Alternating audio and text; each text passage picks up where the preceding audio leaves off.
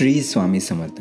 जर थंबनेल पाहून या व्हिडिओवरती आला असाल तर व्हिडिओला लाईक करा, चॅनलला सबस्क्राईब करा आणि बेल नोटिफिकेशनवरती क्लिक करायला विसरू नका। तर आजची कथा आहे जनाबाईला विठ्ठलाच्या रूपात दर्शन। मंगळवेढ्यात जनाबाई नावाची विठ्ठल भक्त स्त्री राहत होती। ती दरवर्षी पंढरपुरीची वारी नियमितपणे करत असे। जेव्हा स्वामी मंगळवेढा येथे परतले तेव्हा त्यांची कीर्ती ऐकून ती दररोज त्यांच्या दर्शनाला जाऊ लागली। विठ्ठल भक्त जनीची स्वामीनिष्ठा रोज वाढत चालली होती।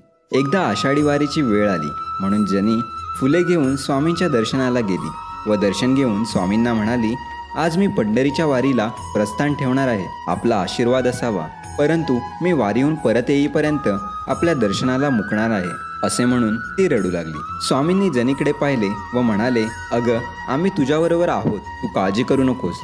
जनी वारीला निघाली। जनीच्या मुखामध्ये आजपर्यंत विठ्ठलाचे नामच होते, आता त्याला स्वामींच्या नामाची जोड लागली। पांडुरंगाचे नाम सतत मुखात असल्यामुळे तिला एकटेपणा कधीच जाणवत नसे। पंढरपूर अगदी जवळ आले असताना अचानक मुसळधार पाऊस पडू लागला।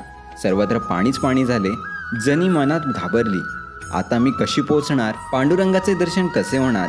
इतक्यात विजा कडाडल्या व त्या प्रकाशात तिला स्वामींची मूर्ती डोळ्यासमोर दिसली। तिला आठवले, स्वामी म्हणल्याप्रमाणे आपल्या बरोबरच आहेत, म्हणून तिने स्वामींचा जप करण्यास सुरुवात केली। स्वामी नामात जनी दंग झाली। पाऊस पडतच होता, पुढे पाणी साचल्यामुळे जनी बाजूला उभी राहिली। तितक्यातच त्या पाण्यात तिला परत स्वामींची मूर्ती दिसली व दुसऱ्याच क्षणी पांडुरंगाचेही दर्शन तेथे झाले।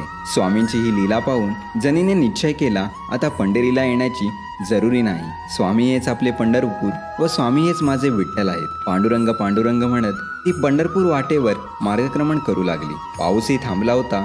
स्वामींची साथ आपल्यासोबत आहे या समाधानाने तिने वारी निर्धास्तपणे पूर्ण केली।